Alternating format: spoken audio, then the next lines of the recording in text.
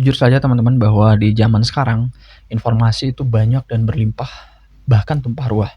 Kita bisa menemukan informasi apapun yang kita perlukan di dunia media digital.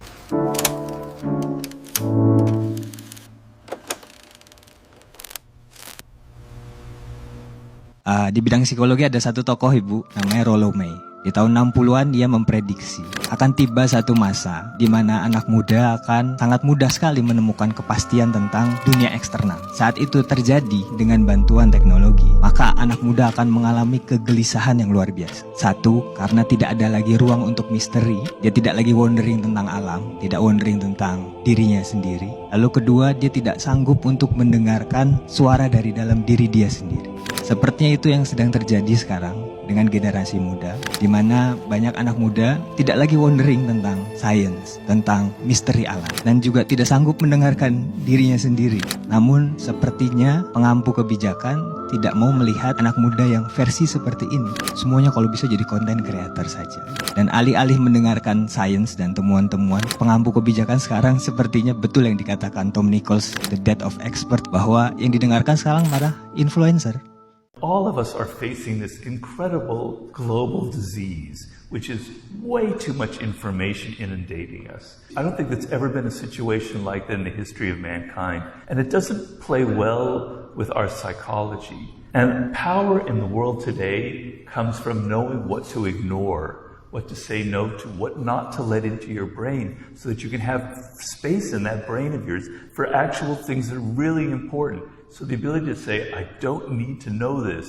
I don't need to read that website. I don't need to know about this celebrity's personal, affairs, et cetera, is a critical skill. My generation is not lazy. They're just overloaded with information which subconsciously makes them seek distraction. There's pretty much only three things that Gen Z needs to do in order to achieve success and their dreams. First is writing down your goals, dreams, and what you want in life. It could be the ability to provide for your parents, your family, have a house, have 20 houses. I don't care, just write down what you want. Number two, I want you to write down the tasks that you need to do every day to achieve that dream and what you want. Put in some time and do your research on what these tasks are and write them down right next to your dream. Then put this piece or pieces of paper where you can see them every single day to keep it top of mind and a main priority. Because like you've heard me say before, I don't believe in I don't have time. I believe in priority. And lastly, number three is pretty simple. Take action on the tasks that you just wrote down every single day to achieve your dream. If you do not do those tasks, then you're actually telling yourself that you don't actually want what you wrote down. If you don't do those tasks, then I believe you're selfish in the fact that you would rather take short-term satisfaction rather than long-term gratification. You're also telling yourself that you would rather sit around and scrolling on TikTok every single day than go out, grind, and achieve your dream. This is where you see your true self,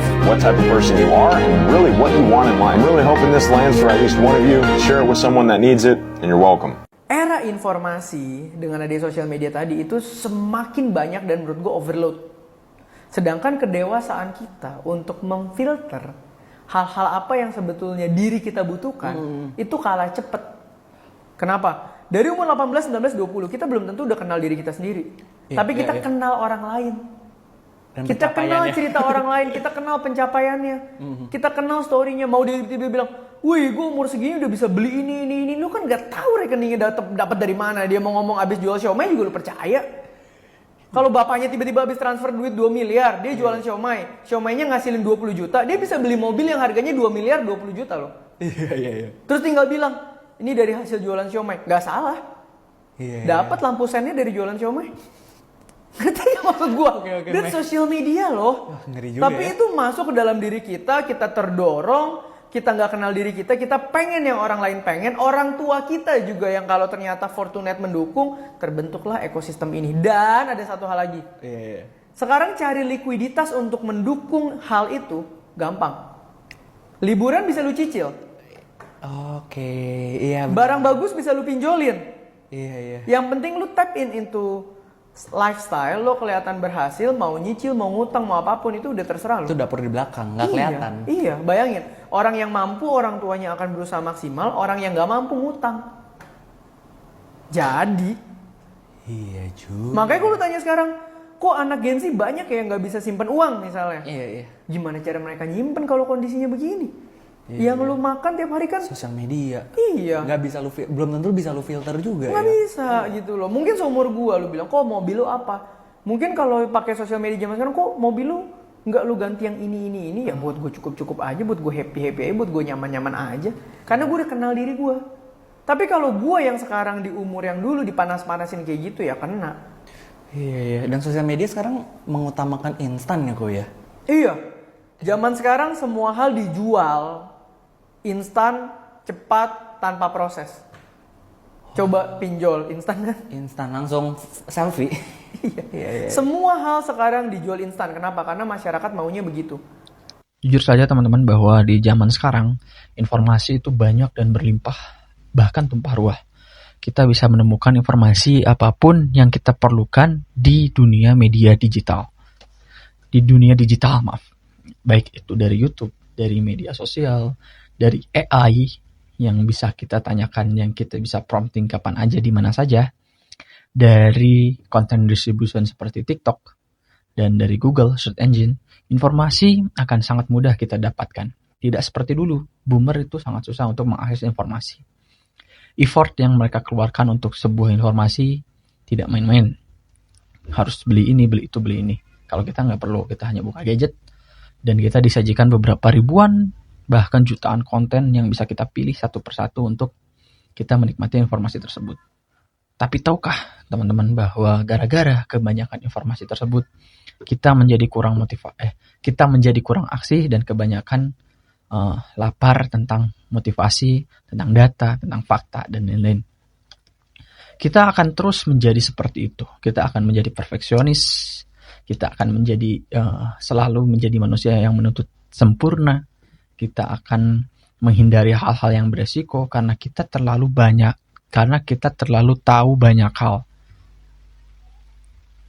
Guys, tahu banyak hal itu tidak baik.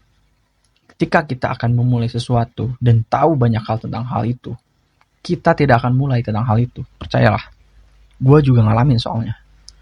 Ketika kita mau mulai bisnis, kita hanya perlu tahu sedikit aja tentang bisnis itu. Kita riset sedikit, jangan banyak-banyak risetnya. Cukup riset sedikit, lalu kita langsung terjun ke bisnis itu. Riset data dan mencari informasi itu penting. Tapi ketika kita terlalu banyak untuk mencari informasi, kita akan menjadi orang yang sempurna, orang yang perfeksionis dan menuntut akan kesempurnaan. Jadi kita akan susah, kita akan malas, bahkan kita akan takut untuk nyemplung langsung melakukan hal tersebut. Kita akan menjadi terlalu banyak mikir. Misal, ke depannya kita mau buka bisnis. Kita mau buka bisnis bakso. Tapi akhirnya, karena kebanyakan informasi, kita berpikir yang enggak. Gitu. Kita harus belajar dari Andre Hakim. Kita harus belajar tentang all-in. Misalnya ada barang bagus, kita udah percaya all-in. Kita mau melakukan sesuatu, all-in. Kita mau investasi sesuatu, kita yakin itu akan berhasil, nggak usah banyak mikir, all-in. Kalau fondasinya udah kuat, balik lagi. Nah, balik lagi soal informasi. Jadi informasi ini tumpah ruah, begitu banyak sehingga kita sulit menemukan mana yang informasi benar dan tidak benar, informasi yang bisa kita ikuti maupun tidak kita ikuti. Jadi teman-teman, seperti itu. Nah, dengan adanya informasi yang banyak sekali seperti ini, kita akan menjadi susah untuk mengkurasi, untuk memfilter mana informasi, mana tutorial, mana tips yang benar.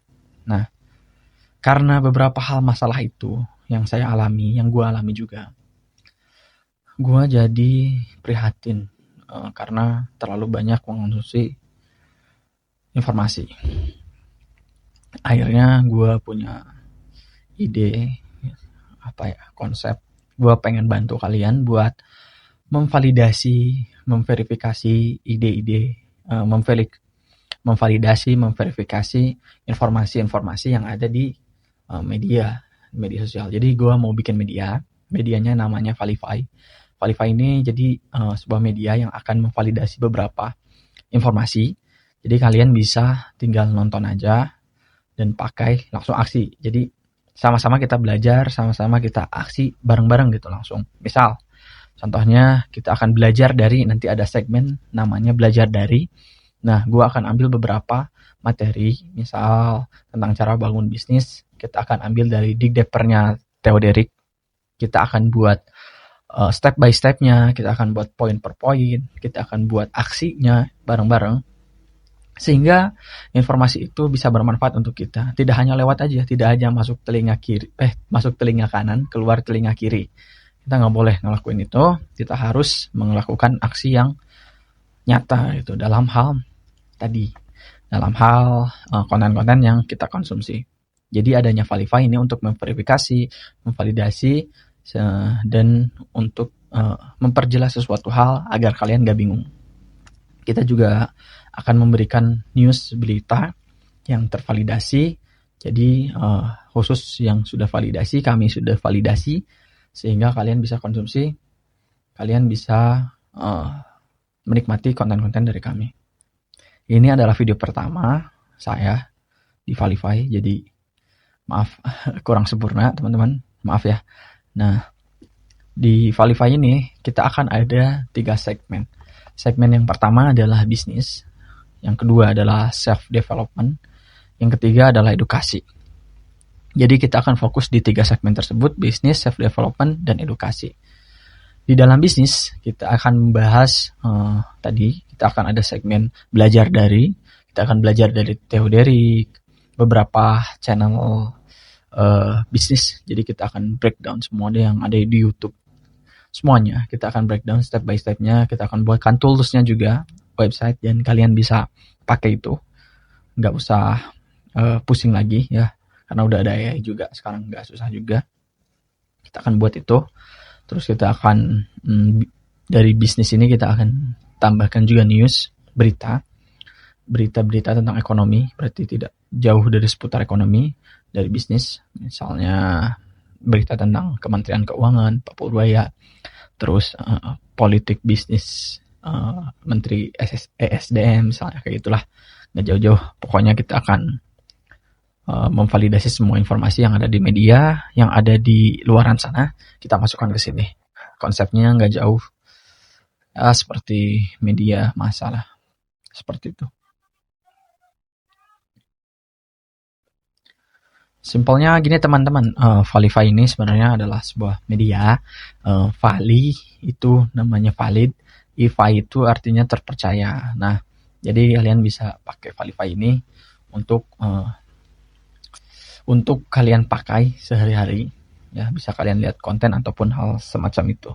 Nah, gue sadar bahwa kita ini sebenarnya nggak perlu banyak informasi, kita hanya perlu sedikit informasi yang aktual, tervalidasi, fakta yang asli gitu, yang bisa kita lakukan sebagai aksi. Ya itu. Jadi nanti isi kontennya bisnis, self development, dan edukasi. Nah, mungkin itu aja teman-teman. Jadi nanti di Valify kita akan ada tentang bisnis, edukasi, dan self development. Maaf kalau video ini kurang sempurna karena ini video pertama. Dadakan juga ya. Jadi semuanya akan dikemas seperti ini. Jadi terima kasih. See you di next video. Goodbye.